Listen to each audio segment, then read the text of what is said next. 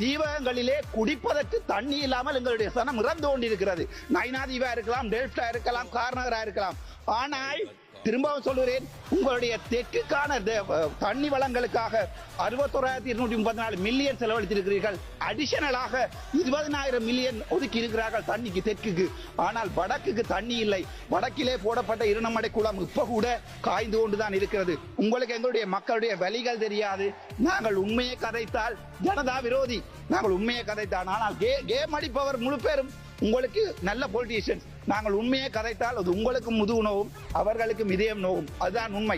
இன்று வரை நான் சொல்லுகிறேன், எங்களுடைய இன பிரச்சனையை தீர்க்காமல், என்னுடைய இனந்த அழித்தை திரும்ப கட்டி எழுப்பாமல் நாங்கள் ஒருபோதும், நான் நினைக்கிறேன், நாங்கள் ஒருபோதும் இந்த நாட்டிலே நிலையான சமாதானத்தை கொண்டு வர முடியும்.